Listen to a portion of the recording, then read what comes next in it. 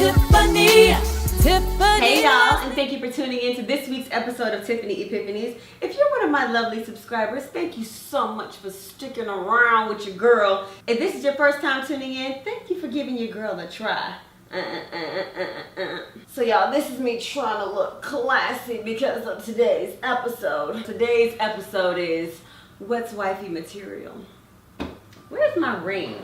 I got myself a ring. Where's my, hold on. I got myself a ring so I could fit in with the wines. So today's episode should be a little social experiment. It should be fun. I love the advice that Oprah gave Beyonce when she was reportedly dating Jay-Z, which is like, nobody needs to know who you're dating. They only need to know who you're married to, which, like, marriage is public knowledge. Like, you have to file paperwork. It's everybody's business. Your name changes. You invite people over and feed them for the union and all of that. And I think I'm somewhere with subscribing to that. As it stands right now, I am single. I have dated since my last relationship. And I think like my last real relationship, I did kind of post a few things on social media, which they're all down, all taken down now. And I just don't see myself like doing that again until it's something in a more permanent sense.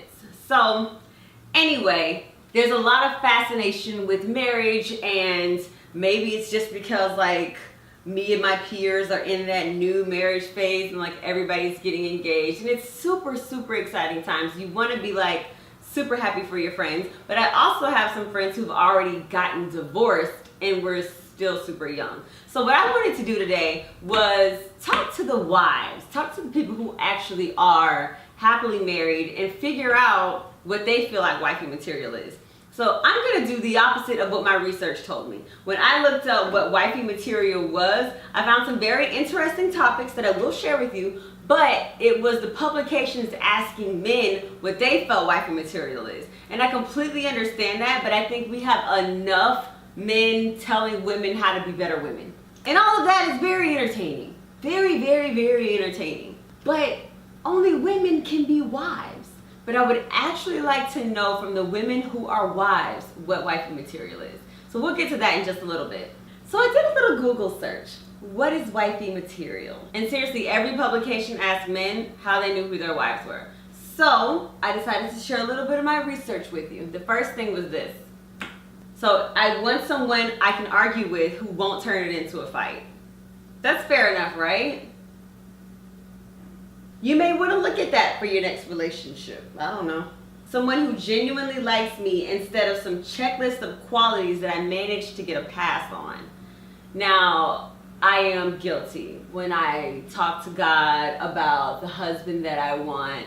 I do want him tall, dark, handsome. I want him to be able to spell. I want him to be settled in his career. I want him to be following his dreams. I would like him to come from a home where he has both of his parents, not a requirement at all, because I certainly don't have that. I would like him to not have any kids, prior STDs. Like, yes, I do have a list, but I'm also very cognizant of the fact that there are just some things in your life that, you know, you can't control, that you didn't expect. And I'm willing to bend on a couple things. Some things I'm not willing to bend on.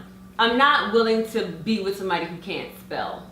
That's just me. I'm attracted to words, and I value men who are articulate, and that type of thing inspires me. I'm also a writer, so if you get to text, if I give you my number and you get to texting me and you can't spell, but that's just me. But if you can spell, hit me up. Oh, this is a good one.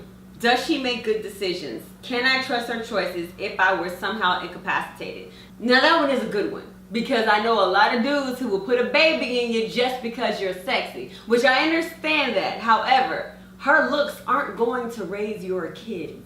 Just while we're on the topic, I don't understand how men can choose a woman for their child that they have not chosen for themselves. And I know that works both ways, but like, you have to shoot, we gotta catch, but whatever. The last one is probably my favorite, and it says, if she never gives up on you. And for me, that's the best one, because things are gonna change. Your mind is gonna change. Your ideas are gonna change. What you want out of life is gonna change.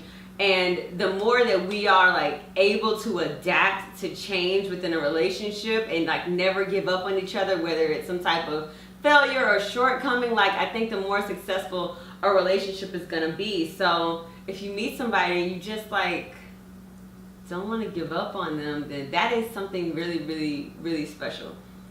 So that's what the men had to say. I didn't want to ask any men beyond the Google search what being a wife meant to them. So I decided to ask the women in my life, since women are actually the ones that are wives, what they thought being wifey material was. Take a look at this.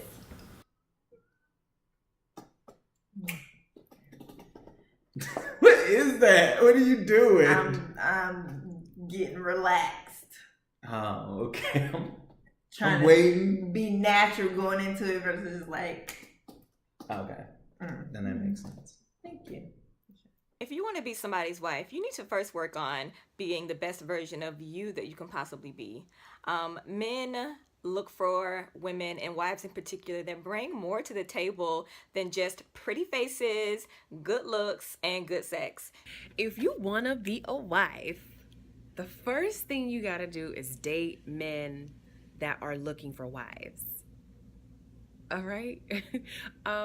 Don't continue to date a man that says marriage is just a piece of paper, or, you know, why do we need marriage to validate what we have, this love that we have, girl. If you want to be a wife, then cut that loose. Eventually, it's not going to work anyway. Don't get caught up in a 6, 7, 8, 9, 10-year relationship, situationship that ain't going to turn into nothing, okay? I really understood what being a wife was when I actually realized this before we even got married.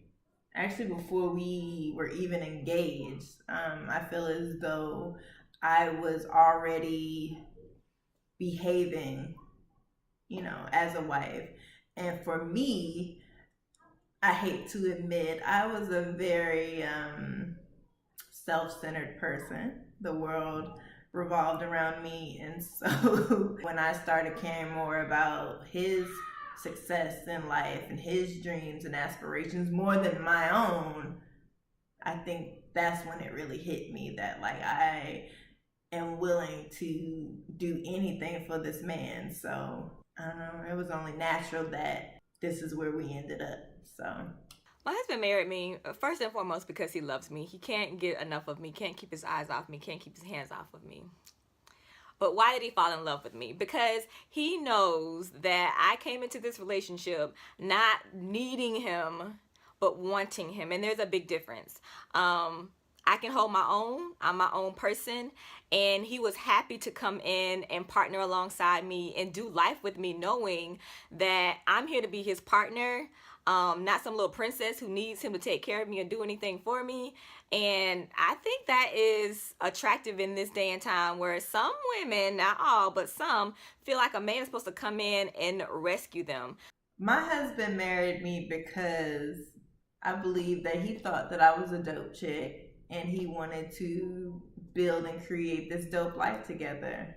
The reality is, up into the point where I decided to propose to her, and really when I thought that, man, this is my wife, it was because I felt like I knew that I could count on her. I knew that she would be there for me, which until also meant that she would be there for my future children. If you want to be a wife, don't shack up with no man. Because you got to do what you did to keep him that you did to get him. And don't have a baby, okay? It just makes it a lot harder for you to have leverage and to be able to get out of something if you need to get out of it, right? You have to be the kind of person that is a go-getter and that wants something out of life and that can just keep a house and keep yourself together and take care of these children. I mean, not that you have to be perfect, because you don't, but, you know, being cute, that ain't good enough. If you want to be somebody's wife, you need to work on being the best possible version of you that you can. And that doesn't stop when you get married. You have to keep at it. If you're living with a man, you can't just up and leave that quick. I mean, you kind of can, but it's not as easy. And if you have a baby, I mean, it's a lot harder, especially if you're not with the same man and you're dating somebody else. And now you have to get this new man to accept a baby that you have and provide for this new child that you have. It just makes it more difficult. I wanted to be the person. I feel like I helped cultivate most of that. So I feel like I'm going to be the person that benefits from all that love and talent and skill and growth. So build a roster. You want to build a roster of eligible men to date. This is probably the most important thing if you want to be a wife. You know, a lot of women get caught up with dating one guy at a time. And that's almost like a surefire way of not finding yourself a husband. I'm telling you, you want to almost be a serial dater. You are interviewing, okay? And as quick as you bring them in, you're sending them right back out because everybody's not going to be qualified for you. You know, you have to think of yourself. You know, you got to raise those expectations, okay? And the best way to do that is to date some eligible men and have fun. Have fun with it. Ladies, be your own person. Be complete. And when God sends you the man that's to be your husband, then you know that you are ready. It's like I'm going to put a ring on it. That was really informative, right? That's what I was thinking.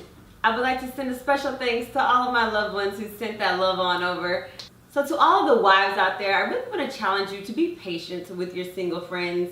Just love on us a little bit harder. We're out here still. It's still rough. It's still a lot of fuck boys out there doing what they do, wasting our time, getting in our faces, begging for time to waste. If you're one of the lovely ladies who's still out there looking for love, I'm one of you. I want to encourage you guys to get on the apps. I finally got into the league because one of my single friends in another city used one of her passes to bump me up. I got into the league and some of them are really, really nice. It's coming along. I haven't really gone on an actual date yet. I'm thinking that later on in this season though, I will probably go out with somebody outside of my race. I really do want a black man, but at this point, I think I'm open. I'm open to the fact that there's somebody else out there that would love and appreciate me. So, girl, if you see me outside walking with a white boy, don't be mad at it, honey. Get involved. Y'all know I like to end every episode with an epiphany, right? So I think this week's epiphany is going to be something that I heard while listening to a podcast, My Leaks podcast.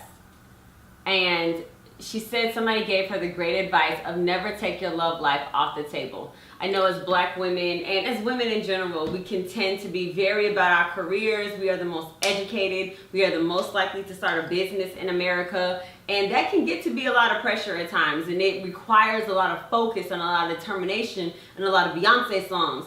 But don't ever take your love life off the table. I used to think for a long time that when I made it, I would meet him.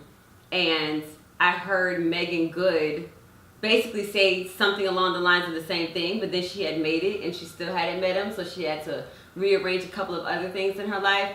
Don't take it off the table. Make time for your love life. Make time to go out. Make time to let somebody be nice to you. And I'm practicing this on my own because I be working. I be out here working. But I really want to have a full and balanced life of love and happiness. So I'm going to take the advice and I invite you to take that advice too. Thank you guys so much for watching this week's episode of Tiffany Epiphanies. Hopefully I said a little something to inspire you. If you have any more questions or you want to engage in some dialogue, questions, whatever, comments, write them below. And I promise I will respond or at least like it to let you know that I saw it. Thank you guys again. I'm Tiffany Black. I'll see you next week. Tiffany, last name Hustle.